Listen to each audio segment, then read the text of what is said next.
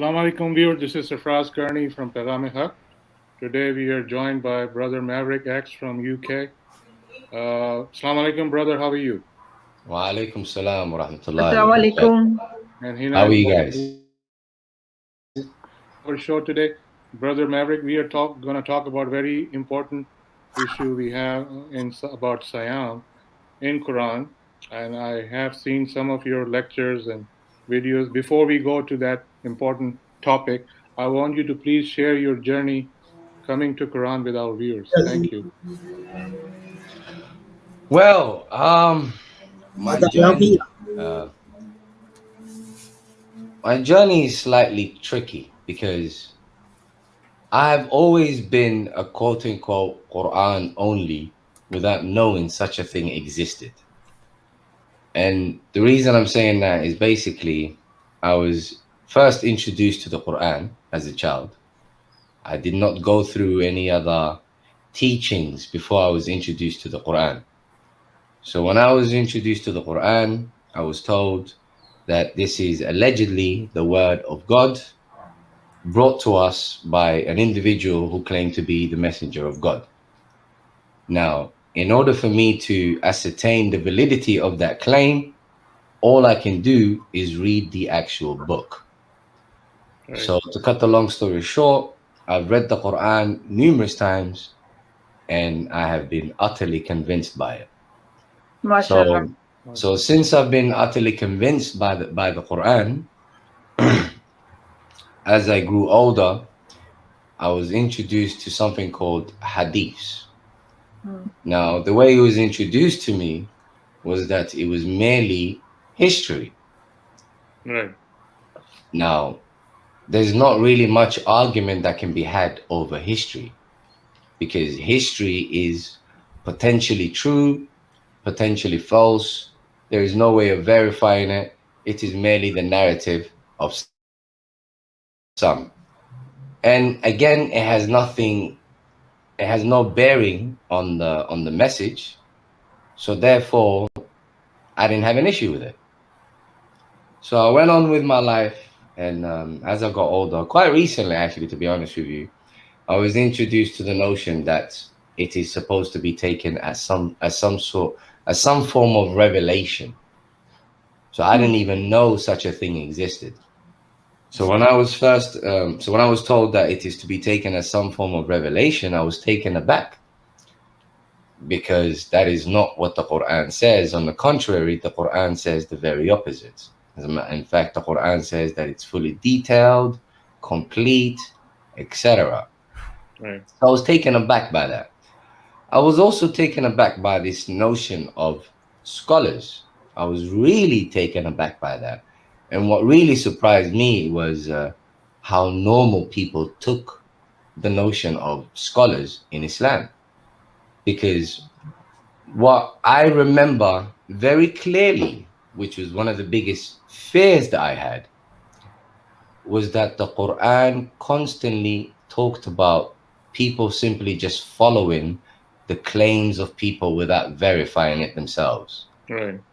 As a matter of fact, on Judgment Day, the people's argument will be that we just followed so and so. We just followed our leaders. Right. And then the leaders will disown them and say, hey, you made your own choices. Right.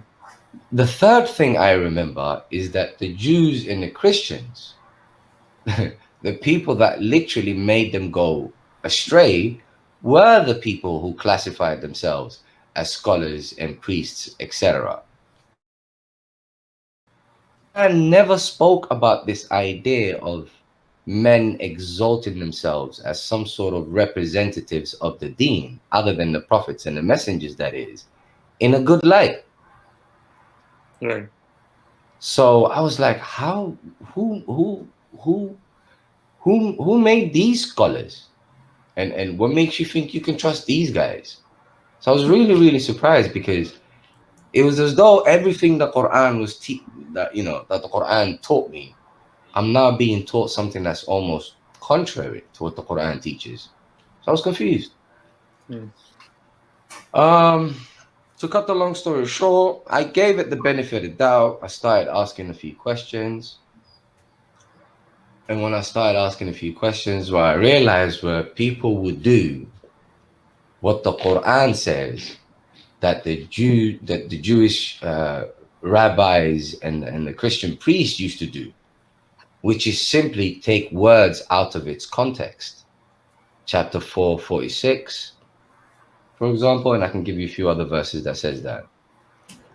So I noticed that my very own brothers, Muslims, would do the exact same thing that the Quran accused the Jews and the Christians of doing, which is taking words out of its context. Not only would they take words out of its context, I realized that they would basically cut a verse, not only in half, but make a verse into a third. For instance, chapter 59:7, when they say, take what the messenger gives you and abstain what he tells you to abstain from. That's maybe even less than a third of the actual verse. So when you read the verse, the obviously the meaning is entirely different. So when you read the verse 59:7, for instance, Right. it's talking about war booty. Right. But when you just say take what the messenger gives you and abstain what he tells you to abstain from, then they make it out to look like that has something to do with hadiths. Right. Do you see how it changes when you read the verse? So I would notice they would do that with 59:7, 16:44, and 4:59. Those were their favorite verses, Right. as well as a few others. But each and every single verse that they claimed is referring to the hadiths or the sunnah or anything of the sort. When you read the verses before and you read the verses after and you get the context, it is talking about something completely different than what they say. So again, they reminded me of what the verse says in the Quran, where Allah says they take words out of his context. Right. So in a nutshell, after a while of investigating and conversing with people and etc., what I realized is that all of it, literally every single argument, every single one, bar none, comes down to the fact that they're taking words out of context. That's all it is. There is no mental gymnastics involved. There is nothing sophisticated. Every single argument falls flat on its face the moment you read the context. Everyone. Right. So eventually, it got down to how are you going to pray? How are you going to pray? How are you going to fast? How are you going to do the pilgrimage? The rituals. The rituals just became a huge stumbling block for most people. So what as well as coming across, I must admit, I did come across A.D. Safar's book. I did come across the book, and when I read the book, I was shocked, I was overwhelmed, but I wasn't too surprised either, because I've always understood the theme of the Quran to not be concerned about worship per se, but rather serve. That's something that can be understood from the Quran. Right. I mean, no community was destroyed because of rituals. Exactly. Rituals was never the problem. That is correct. Yeah. Very good point. Yeah. The problem was because they used to make lies about God. They would associate partners with God. They would say God and so and so, God and so and so. Right. And then with saying God and so, they would also come up with random prohibitions and stuff like that and attribute it to God. Right. So that was the issue. The issue was always lies and the false prohibitions that they would attribute to God. Never about rituals. So I understood from the theme that, you know what, AD Safar might have a point. So what I did was I applied a simple hermeneutics. So because there seems to be all of this hoo-ha about particular words, what I do know for a fact is that words are determined by the context and not the other way around. A word, regardless of any language that we are speaking, a word cannot be divorced from the context that it's in. If the word is divorced from the context that it's in, we will not be able to communicate. It's like Right. right now. Correct. Yes. It's like right now there's a particular context to what we are discussing. If Right. I threw in randomly Arsenal beat Man City, makes no sense to our Right. discussion. That is correct. It's out of context. Right. Hmm. Do you see what I mean? Yes. Very good point. Yes. So what I did was I took all of these words in every single context that they're in the Quran. And what I did was simply read the context that they are in. And when you read the context that they are in, the word that fits in there, you just know automatically. It's not difficult. Right. Do you see Very. what I mean? Yes. Yes. Very good information about your introduction. Yeah. So I want you to please now share your research about this is important concept about Siam and Som and fasting. What research you have done and what you have learned from Quran by just reading the Quran. What is your understanding? Can you share it with our viewers? Right. What I've learned is that the Quran is an extremely consistent book. Right. It explains itself. No doubt. So for instance, this particular word now, Siyam. What I've done is I've looked at every single occurrence in the Quran where this word appears. So to give you every single verse, if you wish, one moment. Start with the first ayat verse it came in. So we can take the reference from there. Okay, cool. So Siyam is introduced to the primary audience, and always remember when reading the Quran, there are two audiences. There is the audience that are present with the messenger, and then there is us. Right. Always bear that in mind. So with that said, the first time that the primary audience was introduced to this concept of Siyam is found in chapter 2, 183. So in chapter 2, 183, they are told, يا أيها الذين آمنوا كتب عليكم الصيام كما كتب على الذين من قبلكم لعلكم تتقون. O you who believe. Now notice what I'm going to do.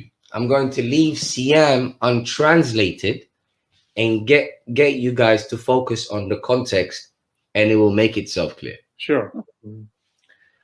So, O you who believe, Siyam is decreed for you as it was decreed before you, that you may attain taqwa, tattaqun. Right. So here we are told that Siyam is decreed for us as it was decreed for those before us. Right. So who was it who was it decreed to before us? That would be the people who received the book before us. Right. You see what I'm saying? Right. So whatever this Siyam that we are going to undergo, it's something that the people of the book have also undergone. It's nothing new. So with that said, and then Allah tells us the purpose of said Siyam. So He says, so that you may attain tattaqun. Right. So now we have that Siyam is something that the people of the book have undergone, and we now also have the purpose of Siyam. So we have to be consistent with those two things now. Right. Now since we are told remember, we are told that the purpose of Siyam is so that we may attain taqwa. So with that said, we can say Siyam is a process and taqwa is the goal. Hmm. Do you see what I'm saying? Yeah. Yes. Siyam process, taqwa goal. It's a goal, right? Any disagreements? Do we have any No, misunderstandings no, there? it's No, so no. clear. It's very clear. Yeah. Cool. So we can continue reading the verses, or we can quickly ask ourselves, how do we attain this goal? Remember that. How do we attain this goal? Because Siyam is a process, Hmm. taqwa is the goal. Right. How do we attain this goal is the question. Right. Now, because we don't have much time, in summary, you will find that throughout the Quran, we are told that it's through the Quran and the adherence of the teachings of the Quran that we attain this goal. Right. Yes. That's what the Quran teaches us. Right. So Siyam cannot be different than the Quran, considering that, unless there are two different kinds of taqwa. A taqwa that you attain with the Quran and a taqwa that you... Do you see the problem there? Good point. Very Yes. good point. Yeah. Okay. So with that said, we're going to continue reading this context. So we'll go to 184. Specific days, if one is ill or traveling, an equal number of other days may be substituted. Those who can siyam, but with great difficulty, may substitute feeding one poor person for each day of breaking the siyam. Now, let me go to word for word. I don't trust these translations. One moment. There was among you on a journey. Yeah, then a prescribed number of other days, and those who are able but find it extremely difficult, an expiation of feeding a poor person. And whoever volunteered, see, I knew that translation was fake. And whoever volunteered good, then it is better for him. And that you siyam is better for you if you only knew. So, 2184. From the beginning, we are told that this siyam, this process, is for specific number of days. Yeah? Mhm. This process is for a specific number of days. It's not forever, it's for a period. Yeah, Yami Madudat. Yes. Yeah. And then we are told, whoever among you is ill or on a journey.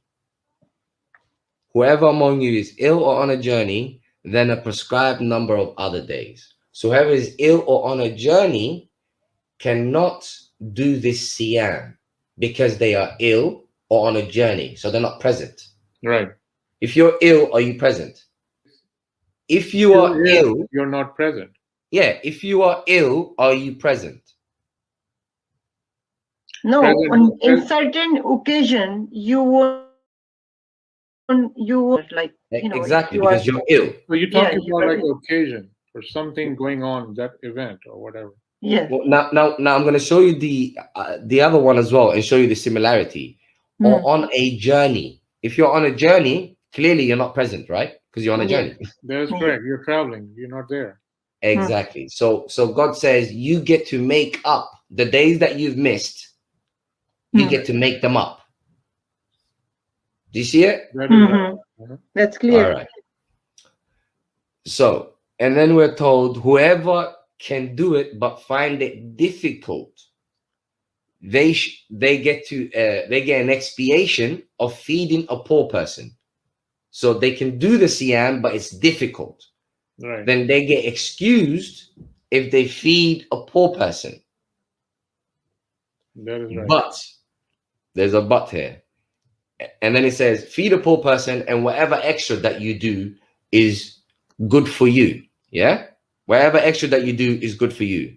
And then it says, however, that you siyam is better for you if you only knew.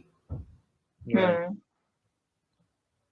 So if it's difficult, basically, if you don't have time or whatever to hold back and basically if you don't have time, I don't want to jump ahead before we go to the next verse. If you don't have time, if it's difficult, then you get an expiation of feeding a poor person.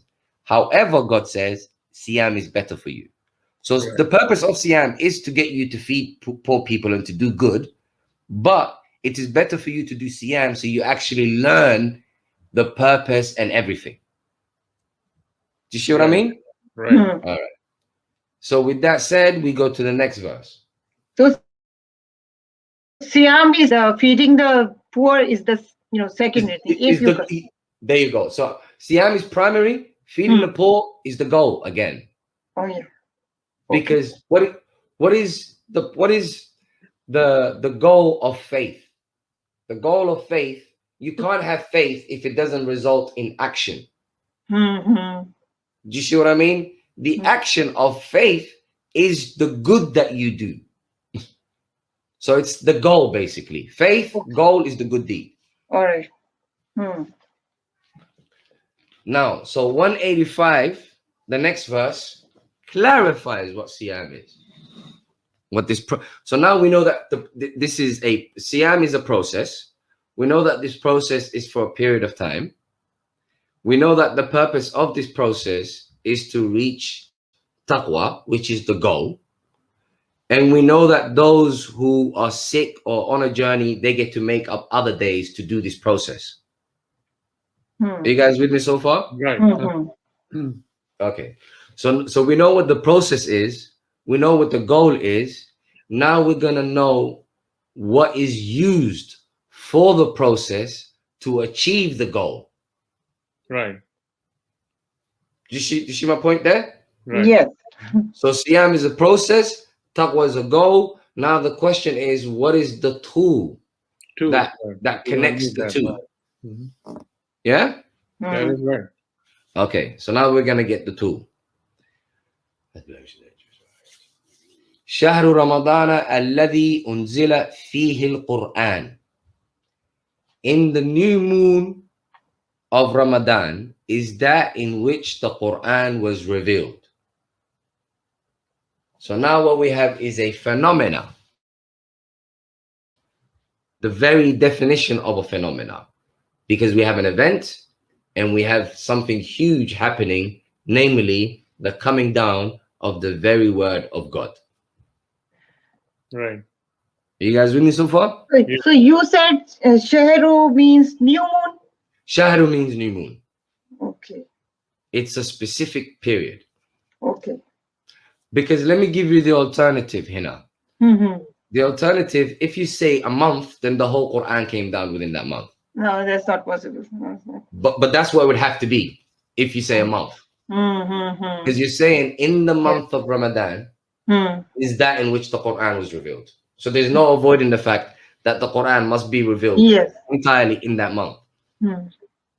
Or it can be like a new day. Exactly. That's exactly what it is.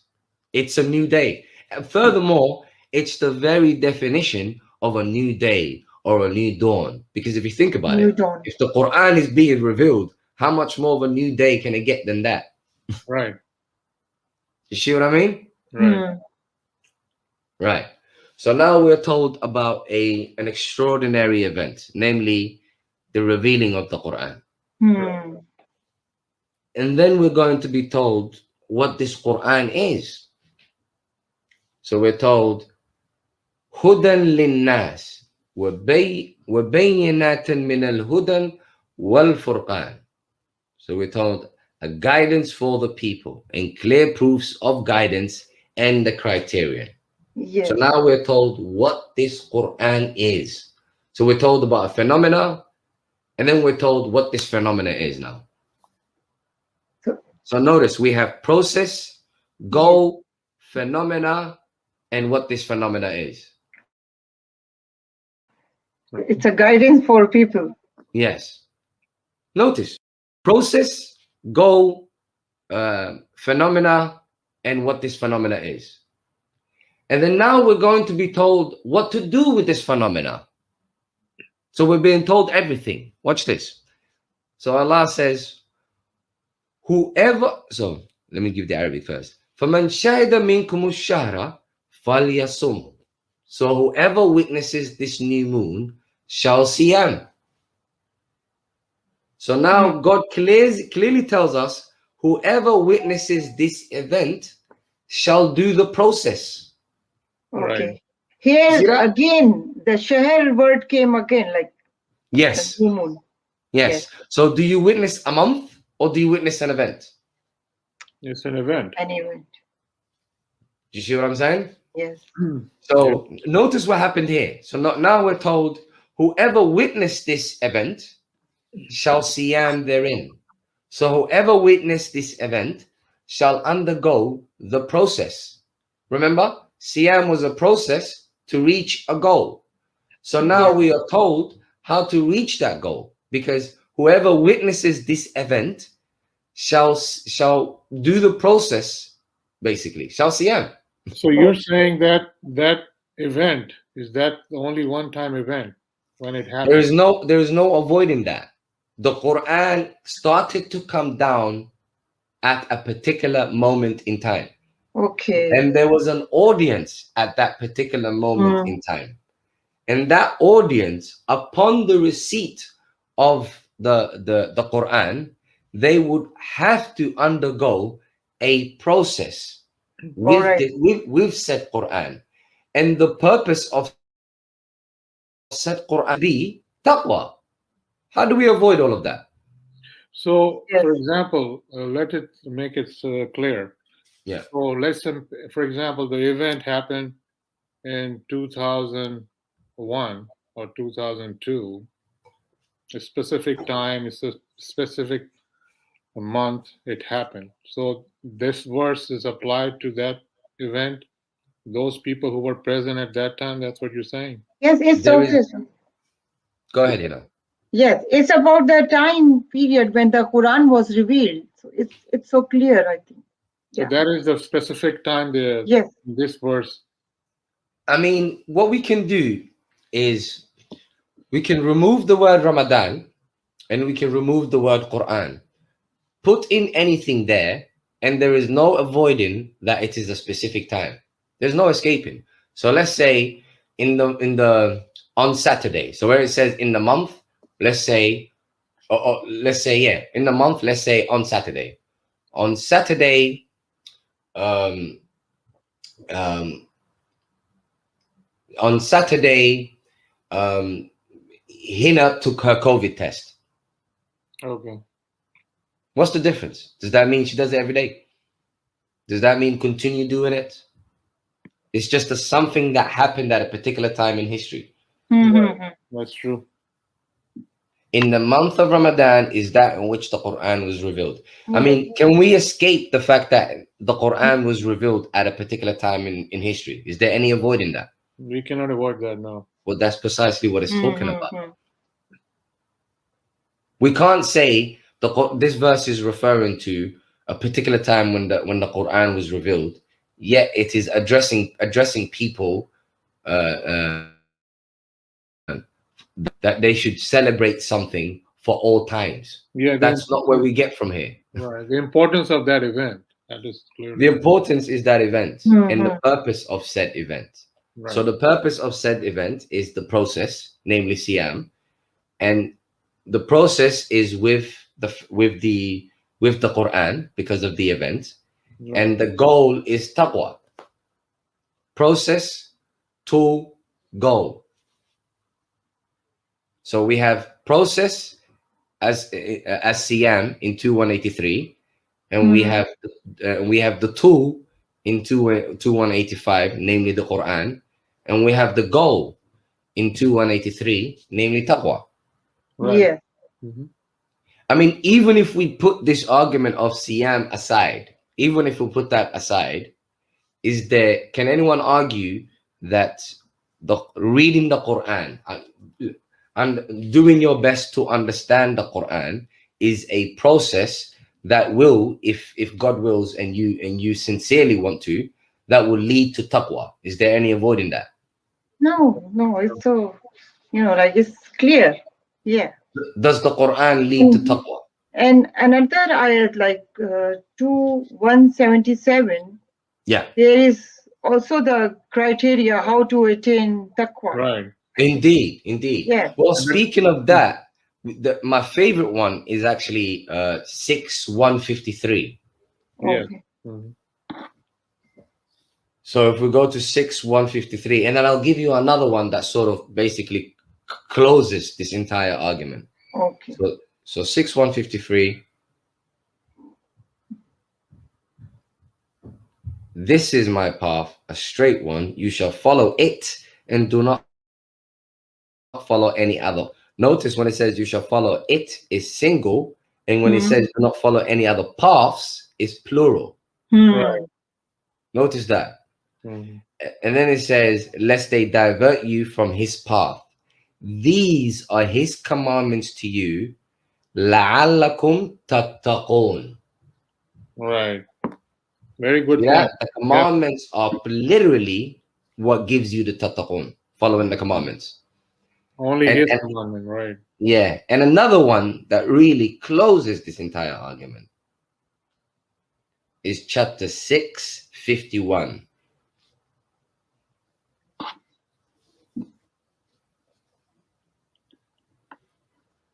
You guys got it? Yes, we got So it. it says, and preach with this, the Quran. Yeah, preach with this to whoever reverences the summoning before their Lord.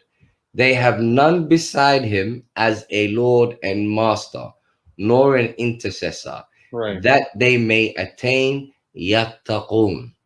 Right. You see that?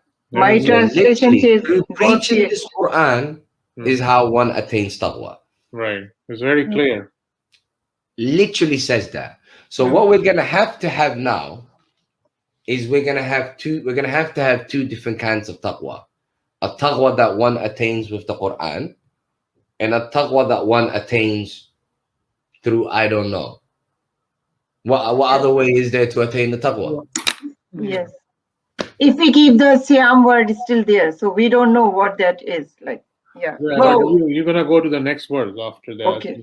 So, Well, we sort of know what Siam is just on 651 alone. Because us that preaching this Quran, which is a process, leads to taqwa. right. Yes. So preaching this Quran is a process, and Siyam is a process. Okay. Right. Do you see that? Right. Just like in 2185 that we were told that this process involves the Quran and then the goal is to taqwa. Right. We never have taqwa without the Quran. Right. Yes. Yes. Very good point. Like 651. Yeah. Yeah, So it's very preaching is a clear. process. And Yes. Yeah, it's but we can continue with Okay. 2185. Yeah. Okay. Yeah, so those of you who witnessed this month shall see Yam therein. And then it gives the exception again. It says, those who are ill or traveling may substitute the same number of other days. So there's that exception again. Those that are ill or traveling, they get to do it up, basically. Right. And then says, God wishes for you convenience, not hardship. Right. So this Siyam has to be something ease, not hard. Right. Because God clearly says, God wishes for you convenience, not hardship, that you may fulfill your obligations and to not. And we have to bear that in mind. Again, God is telling us the purpose of this. He says, that you may fulfill your obligations. So that's the purpose. Right. And to glorify God for guiding you. So again, this is to do with guidance again. Right. And to express your appreciation. Right. Do you see? So this What's the Siyam, word for? Sorry. What's the word for obligation? How you say that it's obligation? yeah, let me go for word because sometimes these translations can be quite tricky.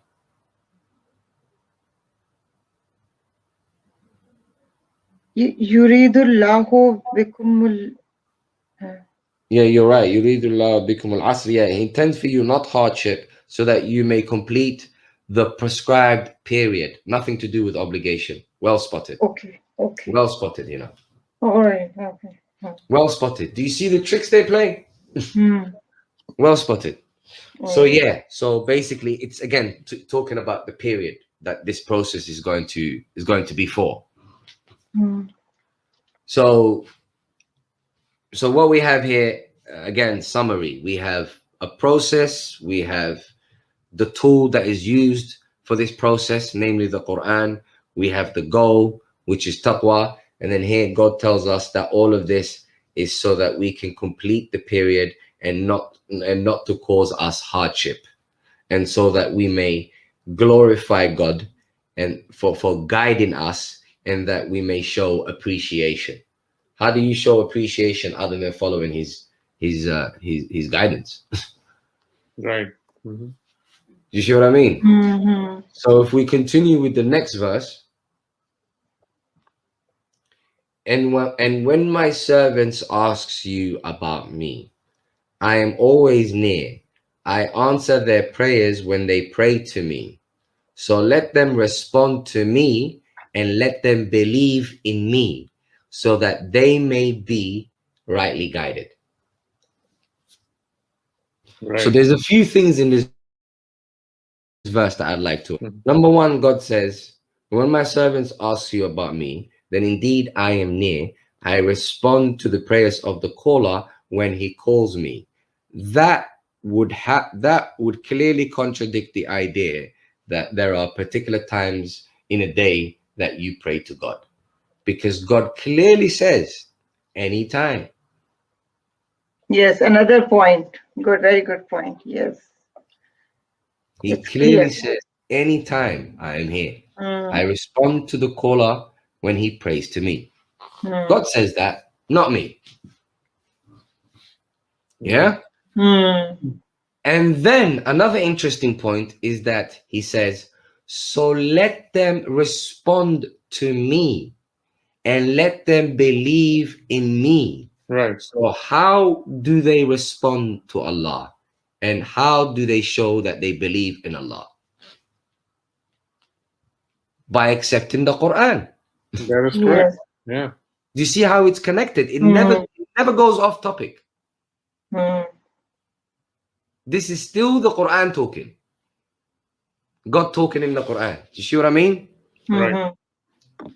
Explaining, what the purpose of the Quran is, saying you can pray to me at any time, and that you should respond to him by believing in him, so Mm. that you may be rightly guided. And how will you be guided?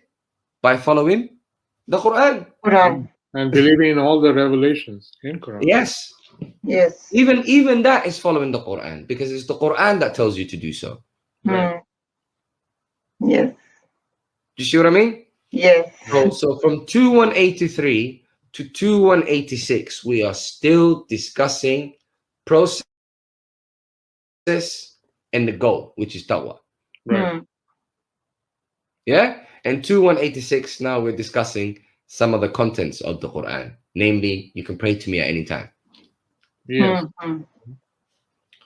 Yeah, Okay. actually, in this ayat, it's a two-way process. Like Mhm. you have to, follow the Quran, then the dua will be, like Yeah. kind of. Follow the Quran, and Spot then on. you'll be guided. Spot on. I love the way you put Mm. that. That is exactly what it is. Mm. God says you can pray to me, Mm. but your side of the contract is by following the Quran. Following the Right. Quran. If you don't follow the Quran, you're not going to be guided. Period. There you go. And why would you pray if you're not going to follow it? Mm. Right. You see what I mean? So Yes. still we're discussing the Quran and basically how heavy the Quran is. Mm. So then we go to 2187. So it says, أحل لكم ليلة الصيام الرفث إلى نسائكم.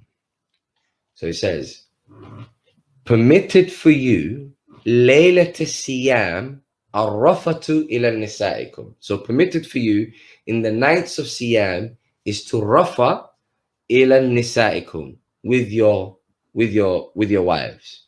Now, rafa here has been translated as sexual intercourse. Yeah. Mm-hmm. Now, what we're going to do is we're going to remember, we're going to stick to the context that we have been reading so far. Right. Now, the context that we have been reading so far is in a nutshell talking about guidance being sent to a community is now going to change their ways. Right. Yeah. Yeah. Yes. So the question then is, when it says permitted for you, is it talking about permitted for you from now on? Or is it talking about permitted for you in the past? From now on. Do you see what I mean? Yes. Now, the narrative is that it's talking about from now on, but there is an easy way to refute that. Because it says permitted for you in the nights of Siyam. We're going to go by their own translation now. It says permitted for you in the nights of Siyam is the sexual intercourse with your wives. Now, the issue with that is that requires the assumption that people would have thought that they could not have sex with their wives at night. Why would they assume that? No idea. Why? You can't have that idea without the assumption. Right. Because there's no point telling a man you can have sex with your wife. Makes no sense. It's totally out of the context. Yeah. It's out of the context. Not only that, you can't even think of an excuse for it. There is no excuse for you can have sex with your wife other than you assuming for some reason that you can't have sex with your wife. Right. What other reason could there be? Why would you need to be told you can have sex with your wife?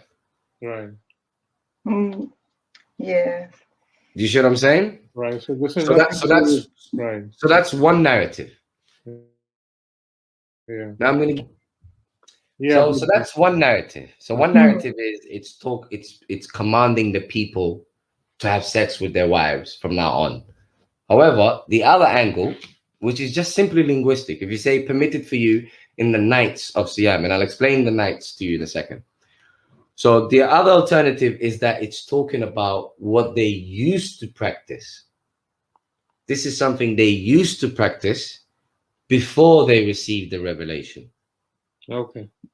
Okay. And then I'll explain to you that I'll show you that al-rafatu cannot mean a simple sexual intercourse, but because there's nothing wrong with having sex with your wife. I mean, you're supposed to.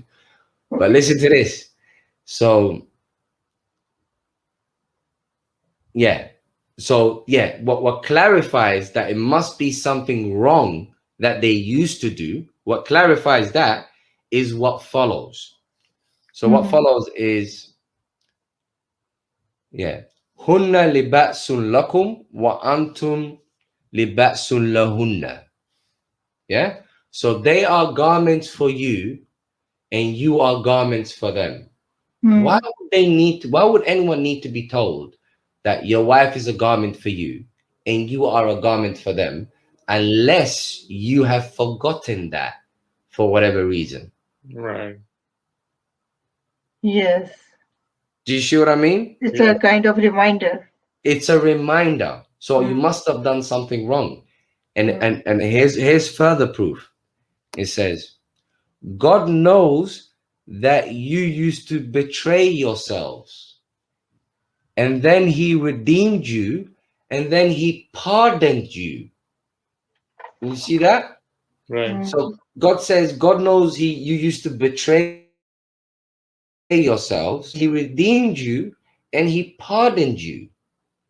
So you must have done something wrong. Right.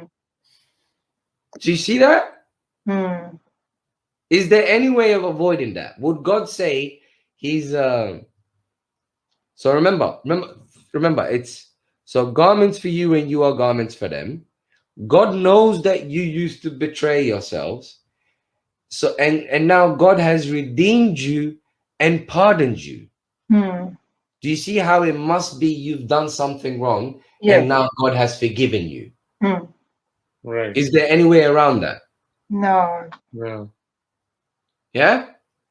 So this is something they used to do. So arrafatu must be some sort of oppression that they used to do to their women Right. because they didn't have the guidance. Right. Do you see my point now? Yeah, Yes. very good point. I think it's very good. Yeah. And Yes. then it says now how things are going to change is through this. God says, وَعَفًا عَنْكُمْ. So it redeemed you and pardoned you. So he says, فَالْأَنَا. So now. So now. You see, the fact that he's saying Hmm. so now, Hmm. what's before that is previous. Right. Okay. Clear, isn't it? Hmm. Yeah. So he says, so now. فَالْأَنَا باشروهن وابتغوا ما كتب الله لكم. So now, bashiruhunna, look what the translations did again. So the translations put, so now, bashiruhunna, have sex with them. Hmm. Arrafatu means sexual intercourse, and bashiruhunna means sexual intercourse. Do you That's see what what the translations are right. doing? That's what they did. They injected that. So both words now have something to do with sex. Right. But it's not going to make sense because God has, why would God say, you've done wrong, he redeemed you, and he's forgiven you, so now go have sex? Right. How does one follow the other? Right. Are you with me? Yes, it doesn't make any sense. How does one follow the other? You've done wrong, God has redeemed you, pardoned you, so now have sex. How does that sentence follow? Right. It doesn't Why make would you even need to be told have sex? right. You know what I mean? It doesn't make any sense. It doesn't make any sense. And it has nothing to do with the topic. Remember, the topic was all about a process Right. with the Quran for the purpose of attaining taqwa. Right. Somehow, sex is just being thrown left, right, and center. Right. Mhm. But then it says, and here's where they really go way off the mark. And then it says, وَابْتَغُوا مَا كَتَبَ اللَّهُ لَكُمْ. And see, so the word it starts with is and. Let's not forget that. Right. So Okay.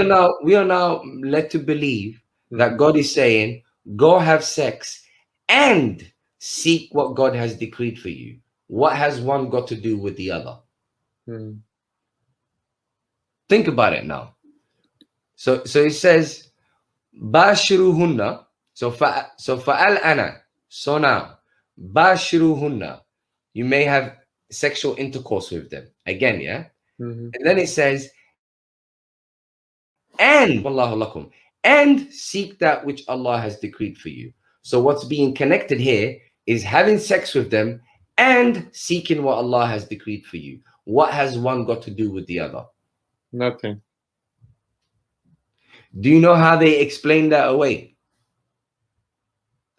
They say that what God is saying here is have sex with them and seek what Allah has decreed for you is referring to have children. Right. Were we born yesterday? What kind of nonsense is that? Mhm. Do you see what I mean? Yeah. It doesn't make any Bear sense. also in mind, when I say to you, seek that which Allah has decreed for you, where would you find it? Only in Quran. There you go.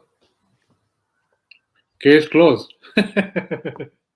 And what have we been discussing all this time? The Quran. From Quran. 183 to 187, except the little games they played where they threw in sex.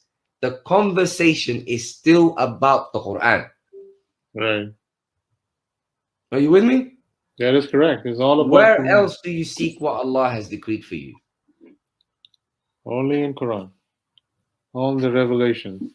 The revelations, right? Right. Okay. So if we now, with that understanding, we can go back to Bashiruhunna. Bashiruhunna can have nothing to do with sex.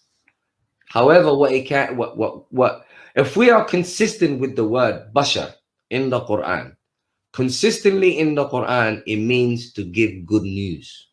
And it's always referring to the Quran. Right. Always. I can give you a few verses right now. Let me give you a few verses right now. Okay. 297. We didn't even need to go far. Say, whoever was an enemy to Gabriel, then indeed he brought it down into your heart by the permission of God, confirming that which is between your hands, and a guidance and good news for the believers. Bashar. You see what I mean? Right. Contextually, because it's talking about the wrong things that you used to do with your wife, with your women. It doesn't even say wife, it's women. Because you used to do wrong things with your women, God has now redeemed you and he has now forgiven you. So now, bashiruhunna, and seek that which Allah has decreed for you. So now, for whatever you've done in the past, it's in the past, because now you're going to seek that which Allah has decreed for you. So now you're going to learn the Quran. So bashiruhunna can only mean to approach your women as well and to learn the Quran together. Right. Very good So point. give them the good news, in other words, and seek that which Allah has decreed for you, plural.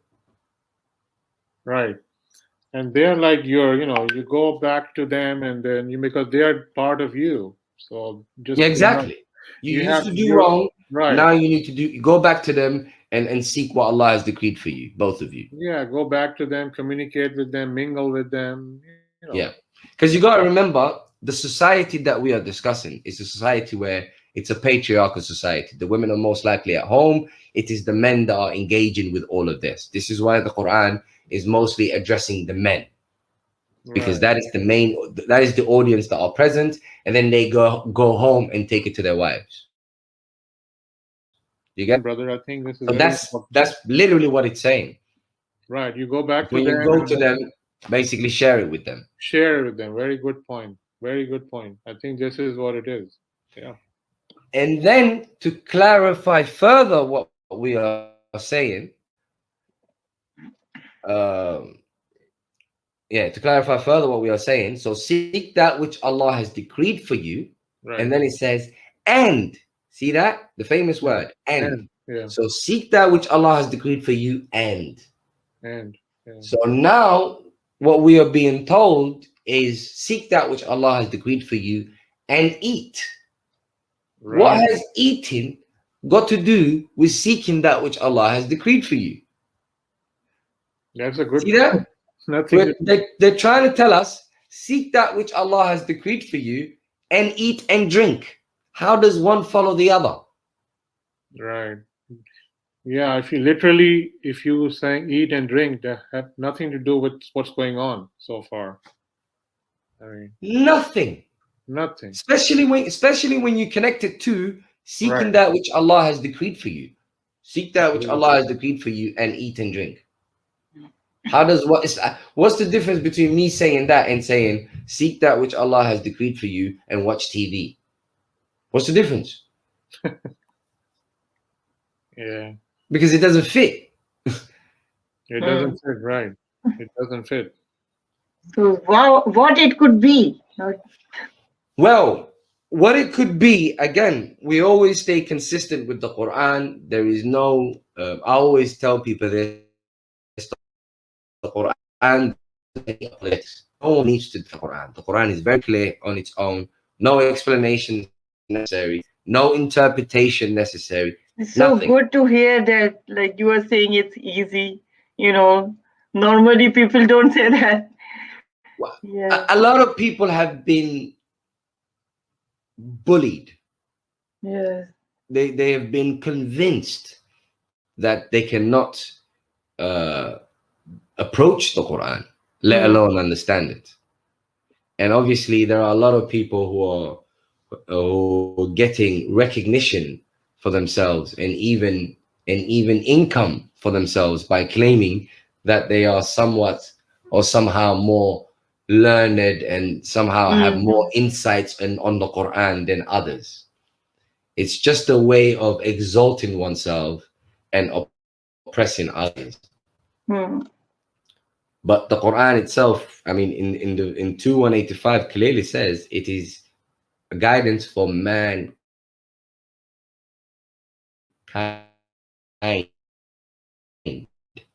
not some. It doesn't even. The Quran is not even for Muslims.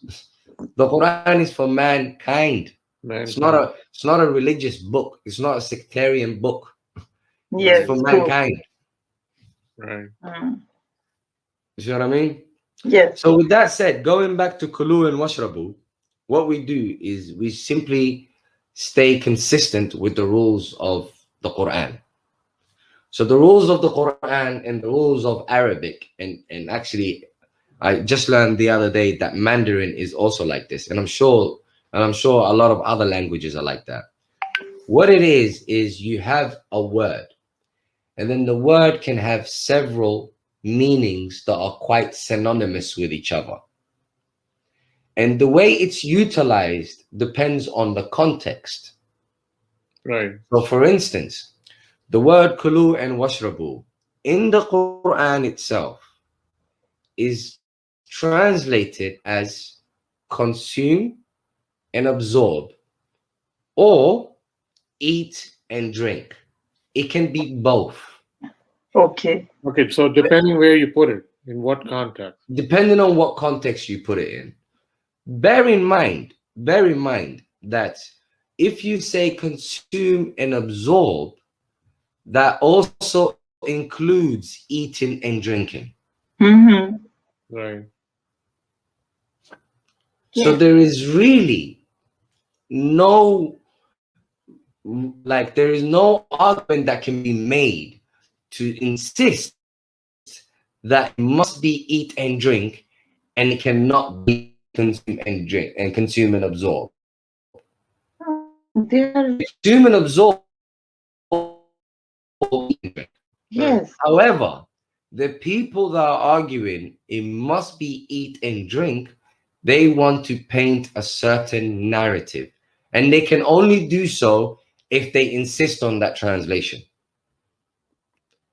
Because the moment you translate it as consume and absorb, the question then becomes consume and absorb what?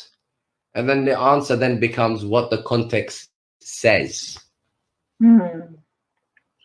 So you're saying on this verse, 187, Surah Mhm. Baqarah. So it's not literally eating burgers or drinking. So when you look at the whole context, it's talking consume and absorb all the revelation sent down to you. Well, I don't want to appear biased in any way, shape, or form. What I like to do is give people the chance to verify things for themselves. Okay. So I'm trying to stay consistent with them. So what you will find with the Quran is that when a word is used, say for instance, kulu and washrabu, whether it should be translated as consume and drink, it is always clarified by the context. Always.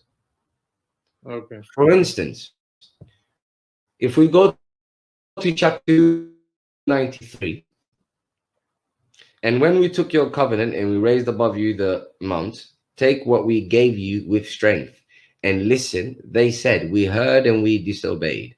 And they absorbed or drank, you choose. And they absorbed drank in their hearts the love of the calf because of their disbelief. Say, evil is what evil is what orders with it your faith, if you are believers. Wait, let me. Their hearts became Their hearts became drank with adoration for the calf, or their hearts became absorbed with adoration for the calf. I'll leave the choice to the reader. To their Yeah. disbelief. Say, miserable indeed is what your faith dictates upon you if you have any faith. So, you have two choices here. Either one drinks the love of of the calf in their hearts, or one absorbs the love of the calf in their hearts. It's the context resolves that. What can you do? Can you drink it or do you absorb it? Hmm. Absorb.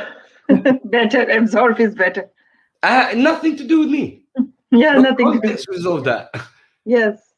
Do you see what I mean? Yes. Yes. So another example, if we go to 2:188, Yeah, the verse after 187, right? yeah, you shall not consume each other's money illicitly, or you shall not consume each other's, you shall not eat each other's wealth. One of the two. Do That's a you good eat point. each other's wealth or do you consume each other's wealth? Very good point. Consume. But So the all, word is same. The kullu. yeah, Yes. Yeah, I mean, I cannot give, if you $1,000, I cannot drink or eat that. I but you mean, can consume it. consume it, right? So, There you go. So it's not a matter of Arabic, it's just a matter of literacy, reading context. So now, again, when we go to 2:187, I don't need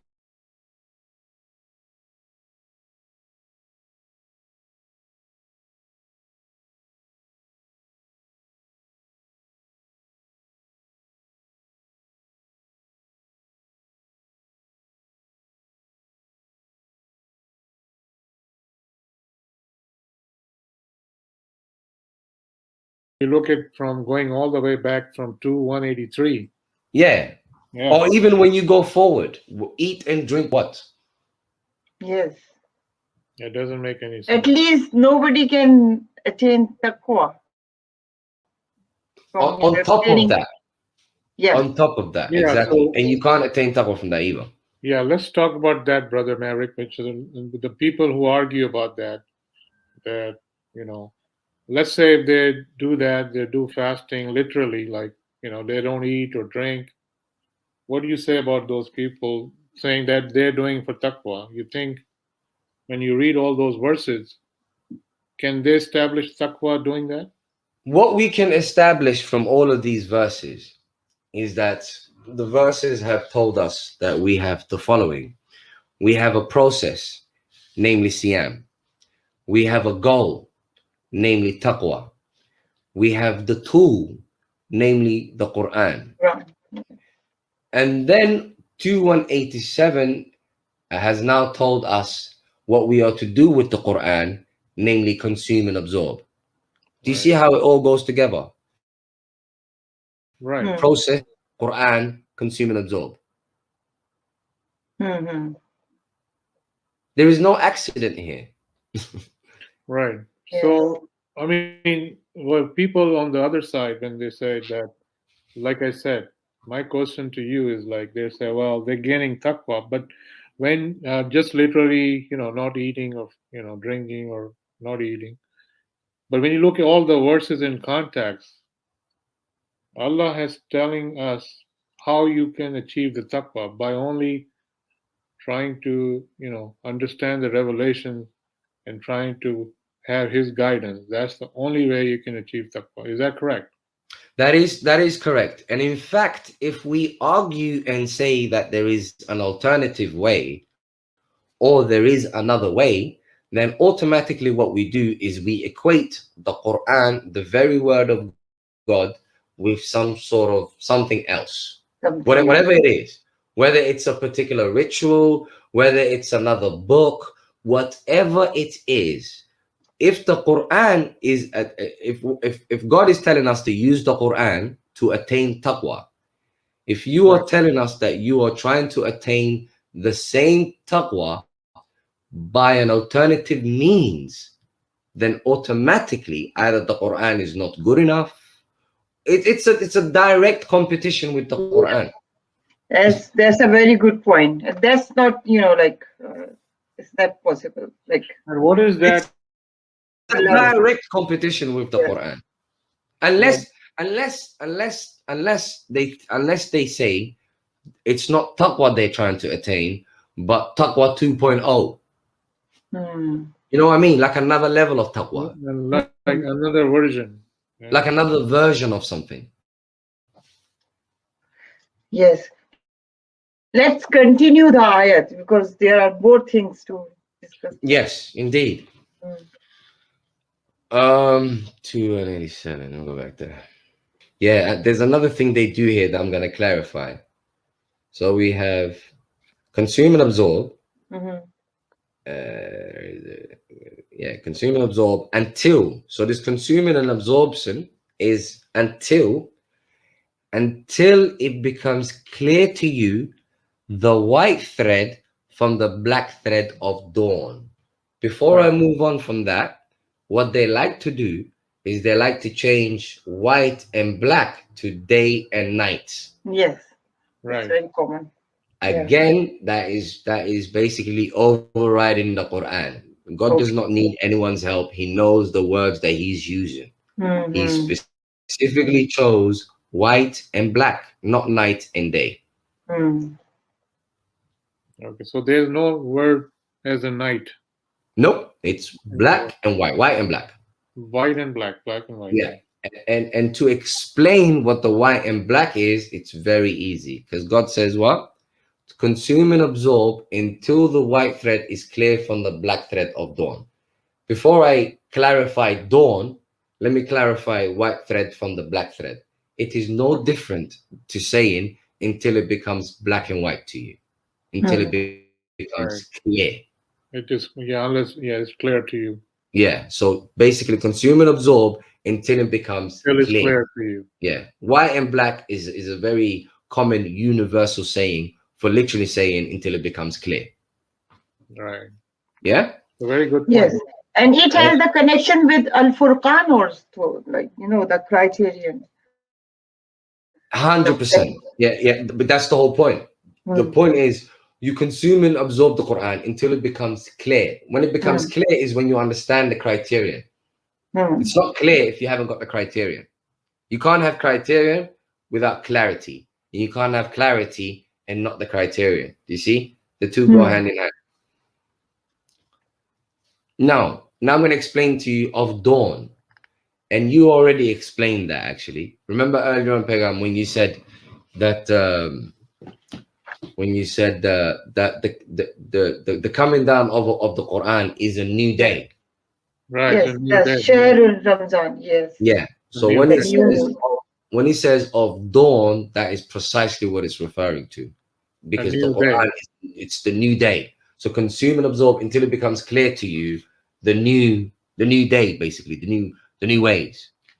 Because the Arabic word here, it doesn't even have to be dawn, because the Arabic word is al-fajr. Al-fajr is basically something gushing forth. Okay. Something that have come forward. Right. So what this verse is basically saying, consume and absorb until it becomes clear to you that which has come gushing forth. Okay. Right. And what has come gushing forth, considering this context? The Quran. Quran. Right. Yes. Do you see what I'm saying? Yes. And then it says, then atimmu siyam ila layl. Then complete the siyam or fulfill the siyam until the night. Remember earlier on when it said, فَمَنْ شَهَدَ مِنْكُمُ الشَّهْرَ فَلْيَصُمْهُ. Whoever witnessed the new moon shall siyam. 85. Right. So the people who witnessed the phenomena, they had to stop whatever they're doing and now basically engage with the Quran. Yeah? So they are undergoing this process. This process is only up until the night. This is why it says complete the siyam until the night. So nighttime you can go home, in other words, because this is school. This is training they're going through. Okay. So here that it means the night, actually Yeah, night. the night. It literally means the night. So you're doing this siyam. Siyam is training until the night. So nighttime you go home. So is it like the Layl could be the dark era? Yeah, Like, it's when it becomes dark. Layl is actually night in the Quran. yeah, Yeah, but it's night. It's when it becomes dark. When it becomes dark. so it's Isha like, is when it's really, really night, I guess. yes, but what about the dark period when before the Quran was not like revealed? Oh, Possible? good point. But in this context, it's not using it as Okay, such. is this But that's a okay? very good point. But this Yeah. particular context is simply to remember we have people who are doing a training. Okay. Training only goes on for a certain couple of hours. You can't just be there forever. Right. You see what I mean?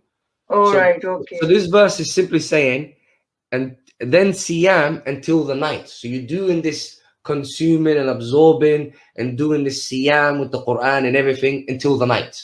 Mm-hmm. Right. So nighttime you can go. Right. Okay. And then it says, and do not, here they go with their sex business again. And do not, وَلَا تُبَاشِرُوهُنَّ وَأَنْتُمْ عَاكِفِي الْمَسَاجِدِ. So where they translated it here, which is horrible, is they said, and do not have intercourse with them while you are in the masjid, in the mosque. So if we go with that translation, people would have had to have assumed that you can have sex in the mosque. Yes. Because why would you need to tell them don't have sex while you are in the mosque? Why would you need to tell them that? Yeah. Hmm. Do you see how it doesn't work? How Actually, does it work? How can you do not have sex with them while you are in the mosque? Make sense of that. No. so what is the meaning of that? Okay. So remember Bashiruhunna, earlier on we said Bashiruhunna can only mean approach your wives and basically share Right. the guidance with them. So now here we have and do not. So now we have do not approach them. So do not approach them while you are secluded in the masjid. I'll translate masjid for you in a minute. So while you are secluded in the masjid. So when you are secluded in the masjid is when you are undergoing this training, basically. This training with the Quran. Okay. Yeah? So while you are undergoing that training, you are not to approach people because you need to learn the deen like Oh, yourself. okay. So right, you cannot just go start teaching people Until you've understood and learned yourself. unless you train yourself first. Exactly. That's what exactly meaning here. Exactly. And to clarify masjid for you, let's be honest. They don't have a mosque. There is no mosque. The Quran was just revealed to them. What mosque? Right. Another You understand point. what I'm saying to you? Yes. So to make it very simple for you, the way they get the word masjid is two words. You have sajda and then you have the meme as a prefix. So sajda means the way they say it means to prostrate. Mm-hmm. So they then say, because sajda means to prostrate, the meme simply means a place. So therefore you have a place of prostration. A place of prostration, therefore, is a mosque. That's how they get to their conclusion. Yeah? Right. However, in the Quran, the word sajda can only mean submit. It can never mean prostration in the Quran. Mm-hmm. Right.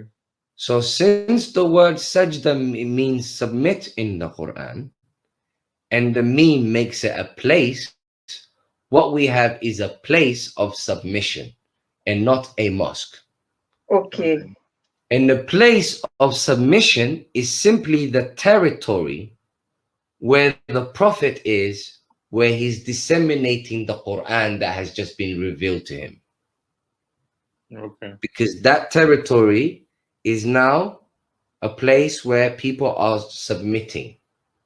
Right. The alternative is rebellious. Do you see that? Right. Rebellious, submitting.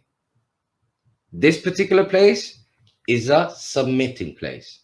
In Right. fact, the word masjid, since we went there, the word masjid is actually simply opposite to the community destroyed. Because the communities that have been destroyed, they were destroyed because they rejected. Right. However, the communities or places that accept, submit, they are called masjid because they are places of submission. Right. So nothing to do with the mosque. So this Masjid looks is like simply opposite to the gate. when you read this verse, probably there's some of the folks at that time close to Prophet.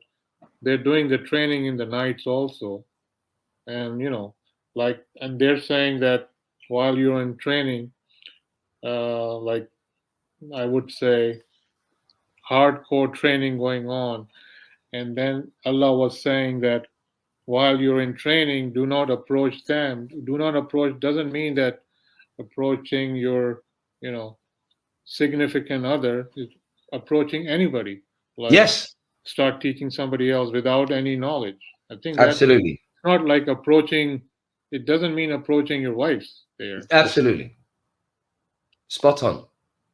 So I don't Spot on. think that it Spot on. addressing to their So, wives only. You know. spot on. So, in a nutshell, while you are undergoing this training, you're a student. Don't go out there. Very Right. simple. Start teaching Yes. people. Right. Yeah. And then says that تلك حدود الله فلا تقربوها كذلك يبين الله آياته للناس لعلهم يتقون. Remember that word taqwa again? There we have it again. So these are the limits of God. See, this is God's teaching. These are the limits. These are the boundaries. Right. These are the boundaries of God. Approach it. Thus does God clarify his verses, revelations for the people so that they may become taqwa. You see that? Right. So what we've discussed so far, how do you get away from the Quran? What is 2183 all the way to 2187 discussing other than training, Quran, taqwa? That's it. It's all about Quran, revelation, Yes. and Allah's guidance. How So important. all they've done is they threw in eat and drink without justifying it in the context, and they threw in a bunch of sex here, sex there, which just means absolutely nothing in these verses, and then they threw in don't have sex while you're in the mosque. Like their ideas, there's just no way of justifying it. Let me like, just to be like, I mean, a simple thing. Like, for example, if let's say I stopped eating or drinking and not reading Quran, not reading anything in Quran, not trying to understand Quran, how I know how I'm gonna gain anything like as far as the taqwa, or how I'm gonna follow Allah guidance, just not simply not eating or drinking. It doesn't make any sense at all. Exactly. Not only does that not make sense, let's say, for example, you do the fasting thing where you abstain from food and drink, and I take time out of my day, study my scripture, and do my best to uphold what I've learned. Please explain to me how you have something that I don't. I What can is show this you that taqwa that you've got that I I'm can lacking? tell you that I lost 50 pounds not eating and drinking. Other than that, I want to know what could you possibly have that I don't from engaging with the Quran. That's what I'm saying. I don't have Yeah. anything, just to show that I did not eat or drink. But obviously, you have everything. You have done read the Quran, you follow the Understood it, guidance, right? live by it. Understood. And also, you have spread the Allah's message to other folks, Exactly. which is actually this is the whole idea. I mean, Exactly. for the Siam, that you understand, had some understanding, pure, hardcore understanding, and then you go out and give Allah's message to other folks. That's the whole Indeed. purpose of Siam. Indeed.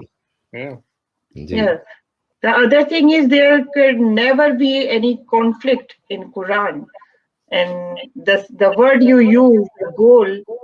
So if you see the goal to attain the taqwa in other verses, so it cannot be different in this verse. So That's exactly the point. yes, this is so simple, and there's can never be conflict. We know that. 100%. So Brother, yes, there's 100%. one more ayat. I think if you look at I think that ayat, chapter 19, verse 26, which is referring to Maryam. Yes. So that's talk about also that people say about eating and drinking. What is your understanding on that? On that, Well, this particular verse, it will be dismissed because they will say Mary has just given birth. So because she's just given birth, she's excused from fasting from food and drink. Excuse that they will give you. So and I accept that. I'll let them get away with that. However, this is what cannot be avoided. What can't be avoided is just like in the 2183 to 187 that we were just discussing, where the Quran was revealed. It is the same thing over here, because Mary has just had revelation herself. An angel has come to her, has informed her she's going to have a baby, and her baby's got this. Her baby's going to have the entire scripture. So even she's not doing Siyam until she's received revelation herself. right? You see that? So Siyam is never divorced from revelation. And then on top of that, she says what her Siyam is, which is actually the same as what we were just reading. Remember what we were just reading? It says, وَلَا تُبَاشِرُوهُنَّ وَأَنْتُمْ عَاكِفُونَ فِي الْمَسَاجِدِ. So do not approach them, meaning do not basically spread the message while you are still Yeah, studying yourself, right? training. Yeah, Training yourself. Mary is actually showing us what that means. Because she just received revelation, she has no time for frivolous talk. So she literally says, today I'm doing my Siyam, so therefore I will not speak to you guys.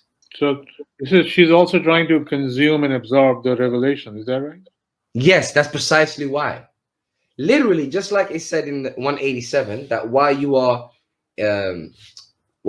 devoted to the masjid, while you are devoted to the place of submission, still going through the learning of the Quran, to not go and spread it, not go and engage. yes, Mary is doing the same thing, because she's literally saying, she literally yes. says, where is it? Means do not mingle with others. Yeah, 1926. you can say that. No, I want to know where she speaks to them. Yeah. So she says, and if you both see from a human being anyone, then say, indeed, I vow to the most gracious as Siyam. So, you see, Siyam is connected to so. As Siyam, so I will not speak today to any human being. You see Right. that? Because she's undergoing the process. And they're Yes, going to their training. Yeah. Going through Revelation. the training. So she has no time for chit chat. Right. You see that? yes, Exactly what 2187 was telling us. وَلَا تُبَاشِرُوهُنَّ وَأَنْتُمْ عَاكِفُونَ فِي الْمَسَاجِدِ. Do not approach them while you are devoted to the masjid. yeah. Literally Very what good Mary is connection. doing. She's Very good devoted to the connection. masjid. Hmm. Yes. Mhm. And we, when we learn something, we have to be sure about it within ourselves. So this is very clear. Like you have to realize what is black and white actually. There you Then go. we can, then we should approach others and, preach. There you go. Yes. There you go. Hmm. And brother, there are some other verses I want you to please Yep. elaborate on that. There's chapter 58, verse 4. Mhm. Can you elaborate? That's also talking about Siam there and fasting for 60 days. Yes. Again, if we stay consistent with what we've learned so far, we've learned that Siyam is a process that leads to a goal, and that goal being taqwa. So what we have here, and we've also been told when that process is necessary, namely when a person is lost, misguided. Yeah. Hence why it says, for instance, when it's talking about your woman, they are garments for you, you are garments for them. God has redeemed you and forgiven you. So people were misguided, and the process and the purpose of the Siyam is to basically guide people to the taqwa. Right. Yeah. So what we see from 58:4 is someone that does someone that does wrong, someone that is basically misguided, at least when it comes to this particular action that they've done. So because they've done wrong, God then says, because they've done wrong, God then says, wait, let me go to 58:3. Yeah, because they've done wrong, God says what they need to do is they need to free a captive. By the way, the translation is not a slave, it is a captive. Because the prophet and the believers engaged in war, and as we all know, with war there will be prisoners of war. Has nothing to do with a slave. Okay. So it says, the freeing of a captive from before they go back to each other, the man and the wife, because he's done a wife wrong, basically, and that you are enlightened therein, that God is aware of what you used to do. And then 58:4 says, if you don't have a captive, if there is no captive to release, then God says 2 months consecutively before they both touch each other. So that, before they touch each other. And then it says, who is not able to do this Siyam for 2 months, he need to feed 60 poor ones. 60 poor ones. So Right. that you may believe in God and his messenger. These are the limits of God, and for the disbelievers a painful retribution. Now notice this, and this shows again the mercy of God. This really, really shows again the mercy of God. So God put the releasing of a captive, the releasing of a prisoner, before the abstaining for 2 months. Right. So the releasing of a prisoner is more important, or again, is the goal of Siyam anyway, is to do good, right? Right. So the releasing of a prisoner is put before the 2 month Siyam. And the 2 month Siyam is put before feeding the 60 poor people. Because the 60 poor people is always going to be a result of doing the Siyam, anyway, because that's what the Quran teaches. Right. Are you with me? Right. So what we have here is someone has done wrong, and to atone for the wrong that they have done, they are to do three things. Either A, release captives, B, do Siyam for 2 months, or C, feed 60 poor people. Okay. So the question then is, we have two alternatives. Well, what is this Siyam? What is this Siyam that you do for 2 months? Can it be different to what we have been discussing so far? No, I cannot. I don't No. see how it could possibly be different to what we've been discussing so far. Do you see what I mean? So you're Because saying that on this one, this ayah 58:4, so they're saying that you go read the Quran and try to understand Quran what to say for 2 months at least. Try to get a good understanding. I don't see what else you can do to improve the wrong that you have done. I How about mean, like rehabilitation based on? well, that's precisely what it is. Think about it. What is going back to the Quran but rehabilitation? Right. So the only way you can fix yourself, understand the Quran for at least 2 months, then you will know what you have done wrong and what is the right thing you have to do. The only way a human being will improve authentically without force is if they choose to follow the guidance of God. Right. What other way is there? There's no other way. And start doing good things, good deeds. Which is Like, which is a result of following the word yes, of God. this is the guidance. You know what? Yeah. Speaking of that, Hina, just want to quickly touch on this. Hmm. Speaking of the result of following the Quran, one of my trigger points that made me realize something is going on and I need to investigate things is I would look at the behaviors of Sunnis. I would look at their behavior and then I would remember what the Quran teaches and I would see a conflict. So I would see how the Quran teaches all of these great qualities: mercy, justice, reason, etc. Mhm. And then I would see people who behave contrary to what the Quran says. However, they would have all of the symbols. They would do the rituals, all of the symbols, all of that. But when it comes to the actual guidance of the Quran, they don't seem to actually, portray that. You see what I'm saying? Right. Yes, yes. So going back to what you were saying about following the action, Hmm. it is impossible to believe in the Quran and not do the action, because that's the whole point. Right. Mhm. The whole point of the Quran. Because let's remember what the Quran is. The Quran is a glad tiding and a warning. If there is no action that comes from that glad tiding and warning, then do you really believe in the warning or the glad tidings? That's And a there very is something good wrong with point. your Yeah. understanding. Do you see what I mean? You Oh, can't that's a have very one good without the point. other. Exactly. I mean, what people are forgetting is, what is the purpose of Judgment Day? What are you judged on? Are you judged on you simply claiming I believe? Or are you judged on your deeds? Your deeds. There you Hmm. go. And then deeds has to be suitable deeds. Suitable deeds, exactly. That is what you are judged on. You're not supposed to just sit back and say, I believe. There's Hmm. no proof. What proves that you believe? You said so? Right. Hmm. What proves that you believe is your conduct, your actions.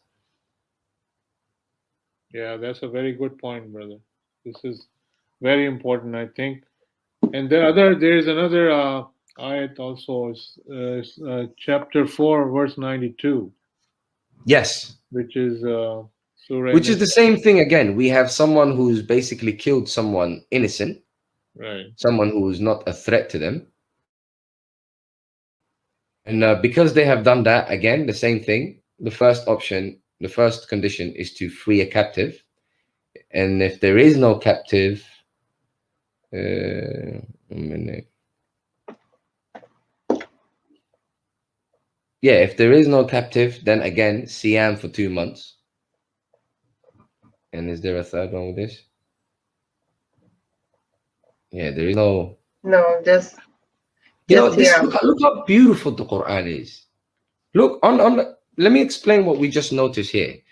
That when it comes to the killing, there is no actually, I'm just gonna feed poor people to sort of, make up for that. You see that? There is Hmm. no feeding poor people that will make up for the fact that you killed someone. Hmm. So rich people don't get to use Get their to live. money to Yeah. go kill people here.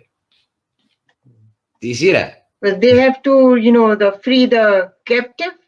And if they don't have a captive, Hmm. which in this day and age, unless they're engaging in war, they won't have a captive. Hmm. So, so they would have to do the 2 months of Siam. So Right. which means they would have to basically retrain their ways. It's kind of rehabilitation. Yes. Rehabilitation. Yes. Literally And, rehabilitation. and there is another, like before that, if you kill, like mistakenly, that's the Yeah. most important thing. Yes. By This is mistake. this is someone who is not a threat to you. You see, Hmm. when the word mu'min is used, the word mu'min is to do with trust and security. Hmm. Has nothing to do with a believer. It's to do with trust and security. And the trust and security in question is clarified from the context. Particular context, it's simply referring to someone who's not a threat to you. It has nothing to do with someone who's actually a believer. Oh, okay. You Yes. get it? Someone who's Yeah. not a threat to you. If they're not a threat to you, you can't kill them. Hmm. But here's the crux of the matter here. The crux of the matter is you have two choices when someone has done this. Either A, they rehabilitate with the Quran, or B, they rehabilitate by avoiding food and drink for 2 months. Now let's be honest. How is avoiding food and drink a rehabilitation for Right. this? That's what I was going to say. Uh, I don't think that just not eating or drinking will change you in a way, unless you were go back, for example, the probation. They give the Yeah, probation, they give you different things to learn yeah. during your probation. Then you Mhm. might change your lifestyle again. But just stopping, just stop drinking or eating. Yeah, How you can, better yourself in that regard. precisely. Killing someone. Hmm. Exactly. Yes. It's just about consistency. Hmm. Right. And then also there is one, I think it's chapter 589. yeah, 589, I think, talks about Siam also. And Yeah, this, again, this is to breaking an oath. So if you break an oath, then you are to atone for it by either feeding 10 people the best of what you feed your families and clothing them, or freeing a captive. But whoever doesn't have, if there is no captive to free, then Siam for 3 days. Again, what has fasting for 3 days got to do with you breaking an oath? and Hmm. yeah, when you So, look at the whole context, it doesn't make any sense.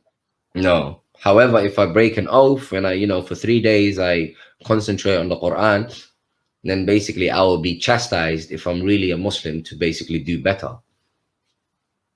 Right. yes, and feeding, the Yeah, feeding people is a good deed. Like, like if you it's a keep, great deed. yeah, if you keep practicing, and then obviously the change will be there. Change will be there. I mean, Yeah. think about it. Yes. Imagine you're someone who breaks an oath, but then you go and feed poor people. Hmm. Eventually, that will have to have an effect on you. You're Hmm. feeding poor people, but you can't hope, but you can't keep a promise. You Hmm. can't be. It's a contradiction. You can't. The same individual cannot be both. Yes. True. Before we move on, I want to go to the last one on this particular Siam. So, There's one more verse that okay. is very, very important. I think it's in no 33. Yeah, 33, 35. Sorry. Okay. 33, 35. Okay. Yeah. Oh yes. It's. Uh, Now, if you look at the attributes of these individuals, how does an individual with the attribute of fasting fit in? another good point. Yes. So think about it. Say you have a room. So in this Hmm. room, you have surrendering men, surrendering women, believing men, believing women, obedient women, truthful men and truthful women, steadfast men and steadfast women, reverend men and reverend women, men who give to charity and women who give to charity, and the men who guard their chastity and the women who guard their chastity. and the men commemorating God much frequently, and the women commemorating God much frequently. In that room, would you fit in someone who has the attribute of men and women who fast? Yes, you're right. Will they fit in that room? No. The poor people should be there if the Huh? fasting is. Exactly. You might as well just say believing men, believing women, truthful men, truthful women, and poor men and poor women. It's the same thing. It doesn't fit. Like what Hina says, I mean, if somebody, for example, from a very, very poor country, they don't eat that much, they Yeah. don't drink that much, you cannot Yeah. include those people in this group. Yeah, and that's not the guarantee of being, taqwa, of attaining taqwa. Exactly. Exactly. It's a And very And good we, then there's point. the alternative. The alternative is someone who basically rehabilitates with the Quran when they go astray. yes, Right. Now think about it now. If you have surrendering men, surrendering women, believing women, obedient women, truthful women, you can have men and women who, when they go astray, rehabilitate with the word of their maker. That's Or a quality. another thing came on You, my you could mind, say you could say repenting. Yeah, might as well say repenting men and repenting brother.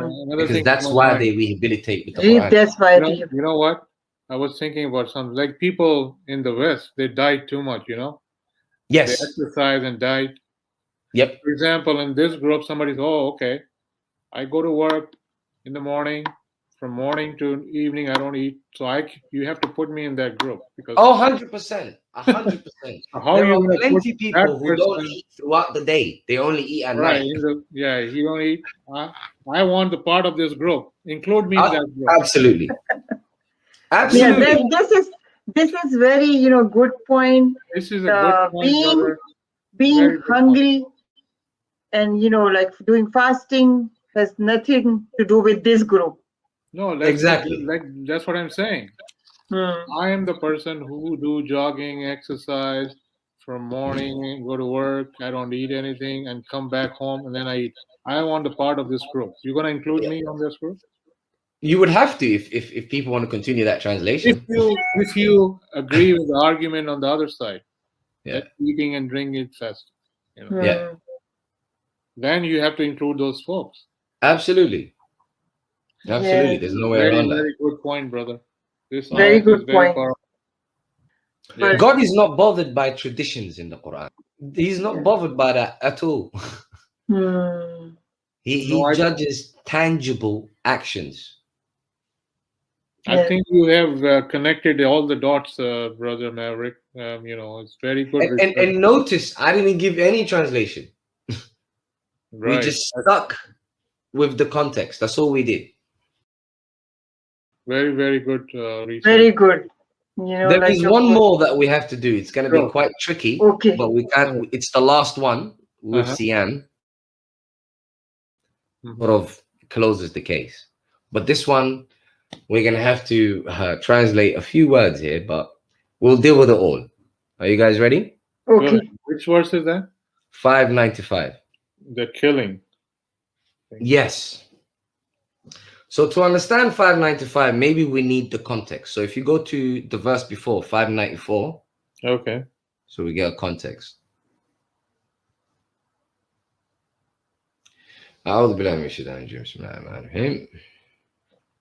So what we have is, oh, you who believe, God will test you with some game within reach of your hands and your arrows. God thus distinguishes those among you who observe him in their privacy. Those who transgress after this have incurred a painful retribution. So, God is testing the believers with basically the game that they hunt. Right. Yeah, so this is the animals that you hunt, game animals. Mm-hmm. Yeah, Hmm. and then we're gonna get rules for this hunting thing, basically. So this is about hunting. God is saying, look, when it comes to hunting, there are certain rules that has to be followed. Right. So if we read the next verse, 595, we're going to be given these rules. O you who believe, do not kill any game while you are sanctioned. Wa antum hurumun. So before I move on, all those who believe, do not kill any game while you are hurumun. In the translation, what they have done with hurumun is they have translated it as something to do with pilgrimage and Yeah. Mecca, etc., etc. Mm-hmm. However, the word haram, hurum, hara, which you guys I'm sure have heard of, it comes Mm-hmm. from the word you guys are familiar with is haram, meaning Mm-hmm. forbidden. Right. It has nothing to do with um, a particular location. It means prohibition, or it can also mean sanction. Okay. Now, what we know with sanction is that sanction can be both both that which is allowed and that which is illegal. The word sanction covers both. It depends on the context. Do you see what I mean? Right. Mm. And to know that hurumun means sanction and not just prohibition, where we can get the evidence for that is from chapter 6, 151. Mm-hmm. So if we go to chapter 6, 151, we are told, say, come, I will recite to you what harama rabbikum, what harama your Lord for you. Yeah. Oh, And yes. how we're going to know that it's sanction and not prohibition is the following. So it says, I will recite to you what harama your Lord for you. Right. Do not associate partners with him anything. And with parents, do good. So clearly, God is not telling us that doing good to parents is forbidden. Right. Mm. He's telling us that is sanctioned. Mm. Do you see it? Yes. Yes. Right. Sanction covers both that which is forbidden and that which is allowed. So in this verse, we see the first one God starts with is do not associate partners with him. That is forbidden. Right. However, and with parents do good. That is permitted. Do you see Right. it? Sanction covers both. Right. You with me? Right. Yes. Yes. Got it. So Yeah. so now that we understand what hurumun is, we can go Mm-hmm. back to 595. Okay. So there's a period of sanction. There's a period when hunting is sanctioned. Yeah? Right. Because it says while. While indicates a period of time. Mm. Yeah? Right. So while you are sanctioned. So for that period, do not hunt game. Yeah? Mm-hmm. Right. And whoever killed it among you intentionally. So this is although you are sanctioned, whoever killed it among you intentionally. See, you've broken law. Yeah? Right. So if you break the law, God tells you then what happens. So it says, whoever killed it among you intentionally, then he shall give similar to what he killed of the cattle. You see that? Right. Mm-hmm. So if you have killed when you are sanctioned from doing so, then you shall give from your cattle similar to that which you have killed. Right. Are you guys with me so far? Yeah. Yes. Yes. Yeah. Okay. And here's we're gonna deal with something else here that you're gonna find interesting. Okay. And then he says, bihi, judging in it. Yeah, so there's going to be judges that are going to judge what you give as a requital for that which you killed. Yeah, there has to be judges for it because you can obviously say, you can obviously give like a little animal while you have killed a big animal. You see what I mean? Right. So there needs to be judges that will judge what you give. Okay. So Allah says, judging in it two possessors of justice among you. So there's going to be two folk who are going to judge what you give as a requital for what you killed. Are you guys with me so far? Right. Yes. Yes. All right, pay attention to this part, because this part is what gets rid of the idea that Kaaba has anything to do with a cube structure. Okay. Listen to this. So it says, Hadyan balighul Kaaba. Hadyan balighul Kaaba. So remember what we were discussing, because this hadyan is connected to that. So what we were discussing is you killed when you're not supposed to kill. You give something of your own as a requital for that which you killed, and judging in it are two possessors of justice among you. You with me so far? Right. And then it says hadyan baligh al-Kaaba. So they've translated here as offering reaching the Kaaba. That translation is highly problematic because it doesn't follow. What we were discussing is two possessors of justice who are going to judge that which you give as a requital. How do we then go from that to offering reaching the Kaaba? Let's say it's a place. Offering reaching the Kaaba. That's a good What point. has offering reaching the Kaaba got to do with A, two possessors of justice, and B, what is it to you hunting when you're not supposed to hunt? And why you have to go to a specific place for that? Exactly. What has the specific place got to do with this? And the biggest issue is you haven't explained how the two possessors of justice are going to judge. You've just said, if you kill when you're not supposed to kill, then you need to give something in return.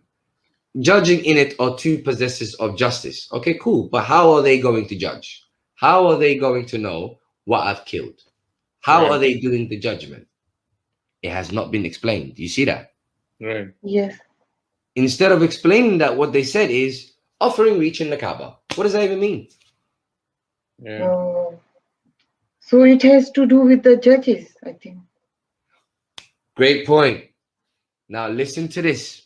You're very, very ahead of me here. No, I don't know. I'm just. No, you're really good. You're really good. You're gathering it very quick. Okay. Now listen to this. So the word hadyan comes from the same root as huda. It means to guide, guidance. You see that? Yes, that's true. Nothing to do with offering. It's guidance. Throughout the Quran, hadyan means guidance. Right. Yes. And then, so we have guidance, baligh. Baligh, it can mean reaching or it can mean toward. That's not a problem. So guidance, reaching, and then we have Kaaba now. So guidance, reaching the Kaaba. So before we explain what Kaaba is, we need to explain who does the guidance. The guidance has to be done by the two possessors of justice. Okay. Right. Because that is how they do the judging. Right. You see it? They do the judging by guiding to something, by directing towards something. Right. So now what we need to do is we need to see what they are directing towards. Directing and guiding is synonymous. If you're guiding someone, you're directing them to something. If you're directing them, you're guiding them. It's synonymous. Yeah? So directing towards something. So now what we need to do is we need to understand what Kaaba means. And to understand what Kaaba means, what we'll do is we will just be consistent with the rest of the Quran. So for instance, if we go to 78:33, we will see wakawaib. Wakawaib is just plural of Kaaba here. So wakawaib here is translated as splendid or glorious or prominent companions. You see that? So we don't need the companions part. Oh, never thought that. Is it the plural of Kaaba? Yes, wakawaib. What is just end, it's just plural. Kawa. You Okay. see what I'm saying? Yes. So what we have here is simply splendid, glorious, prominent. One of the three. What they all have in common is simply something significant. Are you with me? Yes. Prominent is that which stands out. Splendid, same thing. Glory, same thing. Something that Yes. stands out. Yes. You with me? Synonym. Yes. So if we go by prominent, for example, we will see that prominent will fit every single verse, especially the verse that we are discussing right now. So in this verse that we are discussing right now, the two possessors of justice, they direct towards the prominent. Because let's say you are the person who's hunted when they're not supposed to hunt. You give one of your animals as a requital. Let's say I'm the person judging it. The way I judge is by directing towards what is prominent.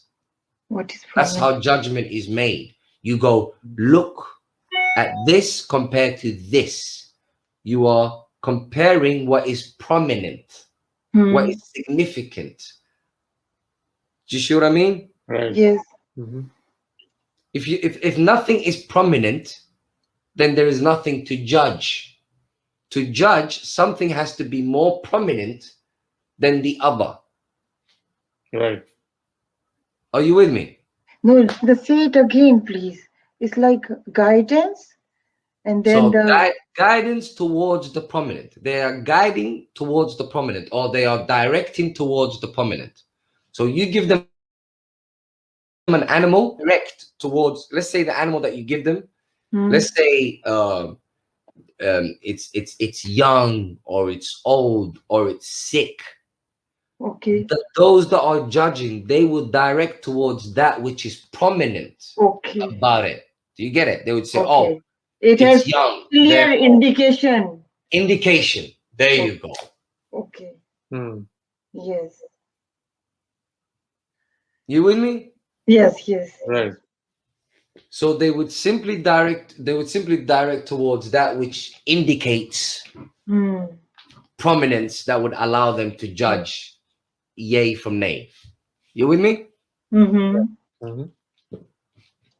And that is a must, by the way. This is not an interpretation of any kind, because the alternative is that we have two possessors of justice and you don't explain what they do. If you don't explain what they do, what signifies them to be two possessors of justice? Right. Yes. Yes, you are right. The context is there. The context is always king. Always is the context. Right. The moment you translate that as anything else, you have more problems than you resolve, because now you have two men that are called possessors of justice, but then you don't tell us what they do. Instead of telling us what they do, you somehow come up with an offering to a particular place. Right. What the hell has that got to do with anything? Hmm. And then on top of that, when you say offering to a particular place, then you basically turn that place into a place where a stone altar where sacrifices are made, which is what pagans used to do. Right. Yes, but let's say it again. Like I'm. Go for it. Yes, the Hadaya. Yeah. Hadiyan Hidayah. Baligh al-Kaaba.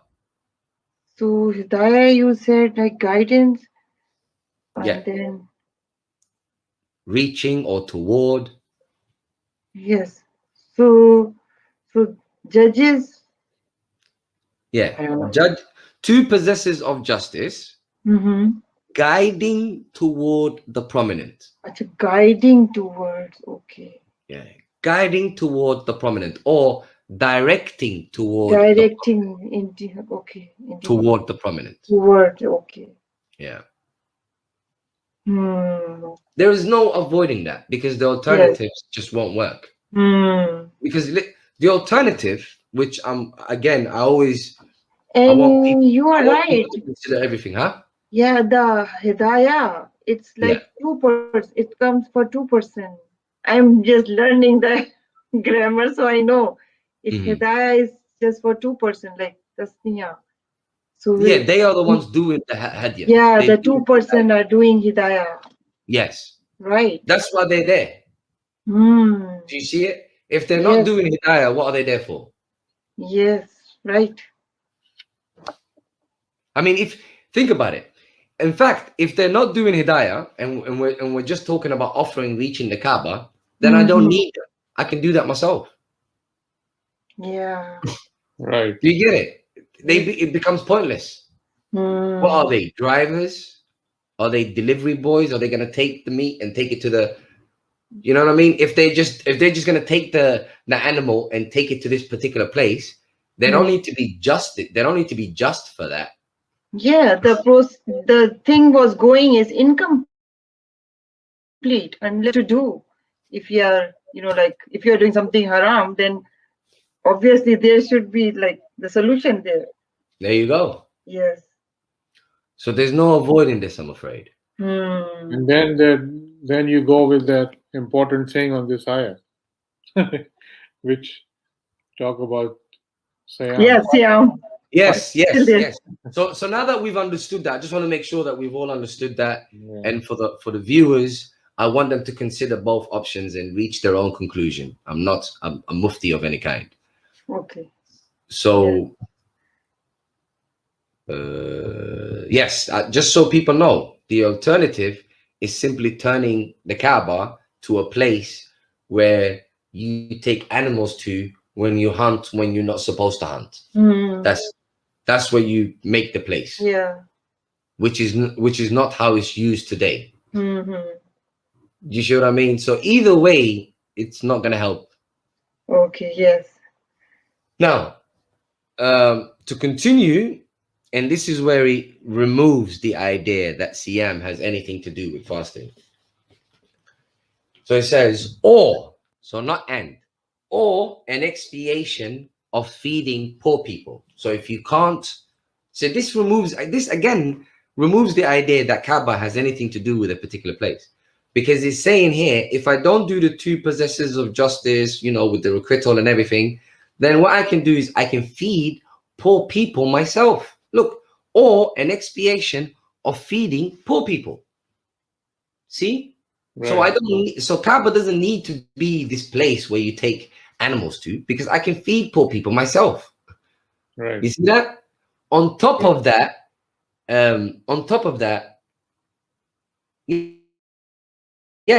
possessors of justice, they have to do some judging, because if they're not doing that, then I can feed poor people myself again. You see that? So there's no avoiding it. Did you get that? Or feeding poor people. So it's either the Kaaba or an expiation of feeding the poor people, not the two. Yes, and then after that? Then this is what removes fasting, because it says or, not and. So you have a choice here. You have a choice here between feeding poor people or equivalent of that in Siyam. So imagine you have a choice between feeding poor people, but you choose instead to fast. It's not possible. Right. Yes. Because number one, that would be evil. Because why would you choose to abstain from food and drink rather than feeding someone poor? Very good. Sense of that? Nah. Right. Poor people. Make sense of that. Nah. That's a good point. Yeah. Very good point. In no way could you It possibly can make sense of never be in balance, like feeding the never, poor. Never. never. No sane human being is gonna be like, you know what? Instead of feeding you, I Hmm. rather go hungry. That's evil. That's evil. Yes. Tell me how that's not evil. Hmm. It's very, bad. How could that Nobody, possibly nobody can. Yeah. be anything but evil? Yeah. Yeah, that really does not make any sense. And That completely demolishes the idea that Siam can have anything to do with fasting. Because if we can have anything to do with fasting, then we are accusing God of basically telling us to, rather than feed people, fast from food and drink yourself. Can you imagine God saying that? Hmm. So feeding people is like those who can afford, they will do Yeah, it. I mean, feed poor people, not necessarily afford, those who can. It's or basically if you don't the have. other thing is that, and No, how many it does people? say plural though. So you feed poor people. Poor people. Like for Yeah, so how it's like plural two? and not single, but you're right, it doesn't give a number. It's More than left to two? you. So three. So what about fasting then? I mean, can be. There's no. There's no time period for that. You are asking about fasting, so it's not there. It's not possible. Guys, think about it. How on earth is it going to be possible in this verse? Feeding poor So, people or fasting? How yeah, can you have the two? no, Like it's if you, for example, if I'm a millionaire, I'm an a You will miser. never fast. No, but that's what I'm saying. You Yeah. already answered, but before let me finish the question. I'm a millionaire, right? And I'm a very miser person. I don't want to spend my money. Yeah. So I'm gonna say to Allah, Allah, give me an option, okay? Yeah. Either give the money to the poor people, or fast. So since I'm a miser millionaire, I say I'm not gonna give any money. I'm gonna fast. Yeah. Absolutely. Absolutely. And on the flip side, the poor person, let's say I'm very poor and I really can't afford to share the little food that I have. But I don't like fasting. I would much rather feed poor people. I just mm, can't afford to. So mm. because I can't afford to, God would then basically be punishing me for being poor by Yes, saying, you fast. You can't feed yes. the poor people, Another good you point. broke guy. A You good point. fast. Very good point. Yes, It doesn't work. it doesn't work. That's a very good point. I think you have Hmm. explained very well, my brother. So we've looked at So, every single verse where you find the word Siyam, and so it's just here is no, but for for viewers, what the Siam is here? Like, is it Siyam is again, it's abstain. is Because you've abstain? done, yeah, it's you've done wrong, so you need to go Okay. back and learn the deen. It's always like that. Yeah, like a stay back or hold back, like Yeah, Oh, hold back. It's a detention, basically. oh yeah. Okay. It's detention. You've messed And up. take the guidance. Yeah, you've That's messed up. You clearly didn't get the guidance, so you need to have extra time with hmm. you. Hmm. yeah, we have to look for the whole context before we Yeah, apply this. I mean, and we have to consider what I do is I consider all possibilities, and then I apply a simple process of elimination. If you don't work, you gotta go. The next one, try it, doesn't work, gotta go. right. Hmm. So we've looked at every single verse.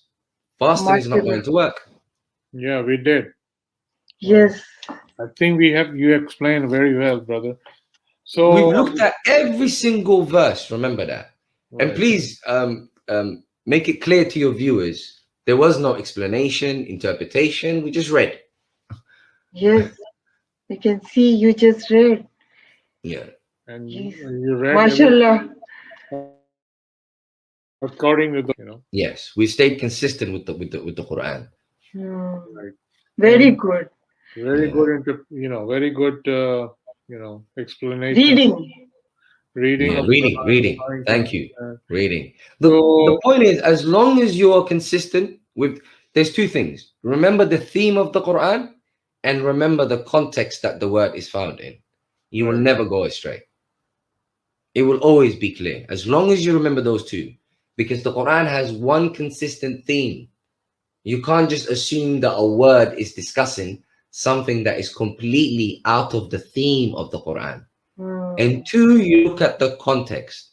As long as you bear those two in mind, you won't. It's the clearest book you've ever read in your life.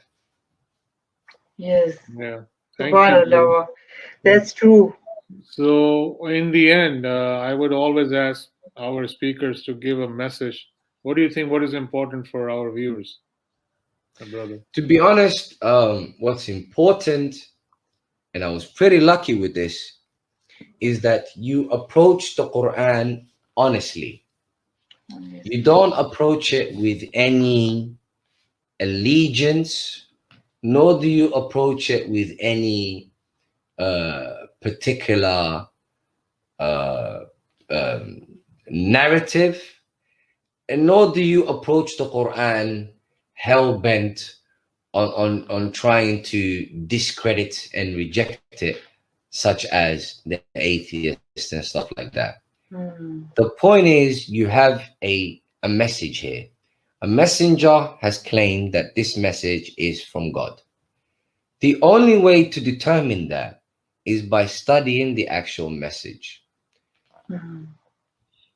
Imagine this, present at that time. This is what I did when I was reading the Quran. Imagine the messenger came to you and told you, hey, I'm a messenger of God. How would you determine whether that claim is true or not? Do you see what I mean? Right. Mhm. The people that call themselves Muslims today, they have to undergo the same mental process as the people of that time. Meaning, you have to imagine a human being coming up to you saying, I'm the messenger of God. How do you verify that? The only way to verify that is by investigating the message itself. There is Yes. no other way. Yes. Unless you can tell me what other way, how else can I verify that sort of a claim? Right. No, no way. Just, reading the scripture, the Quran. That's How is there any other way? Like, for example, no, no other way. some people would say, oh, the Prophet was a trustworthy man. I'm sorry. No matter how trustworthy you are, if you say to me that you are the messenger of God, my back is going to go up and I'm going to be like, hold on, what are you talking about? Because it's a huge claim. Yes, you're right. Very huge. It's a huge claim. You Mm. don't just say, oh, because someone is trustworthy, they can make such a humongous claim. Really? You mean to tell me someone that's trustworthy has not all of a sudden become a liar? Or do you mean to tell me that someone who is a liar has never told any truth? Don't just judge the individual, you judge the claim. Right. Right. Very good So, So point. yeah, very good. I think it's very important for everybody, you Yes. know, to ponder on Quran. I always say, what everyone's doing, and yeah, I just remembered actually. This is I really want people to understand what my goal is, especially my Sunni brothers and the Shias. My goal is not to attack the Sunnah. Okay. Attack the Hadith. As a matter of fact, got anything negative to say about it, no positive. I'm indifferent to it. My issue is that there has been attacks against the Quran that is undeserved. There are three different kinds of enemies these days against they believe it's against the Quran. Namely, you have people who call themselves anti-Muslim, and yet they cannot cite a single verse to explain why they reject the Quran. That is true. So that is one group of issues of people that are attacking the Quran. The other group of people are the people who are referred to as the Islamophobes. The Islamophobes are not attacking the Quran. Their issues is with the hadiths. Yes. And if they think they have an issue with the Quran, it's not because of the Quran, but it's because of the translation that is in. Yes, and how the Muslims are portraying them. And That's how the the, Muslims are portraying them. Yeah, the third one. Yeah, so the second one was the Islamophobia. And Islamophobia is caused by these ideas, which is hadith ideas, really. And the third one, which people are tap dancing around, but I'm not tap dancing around it because people have to make this distinction between the Quran and these hadiths. They have to. And the third one is basically extremists. Extremists are not because of the Quran. It's because of hadiths. How would an extremist from the Quran look like? It would be an extremely good human being. Right. Do you see what I mean? yes. So even these extremists, their ideas are not from the Quran. Yes. It's from the hadiths and whatever. That is true. So there are three particular enemies who are basically disparaging the Quran for not because of the Quran, but because of the hadiths.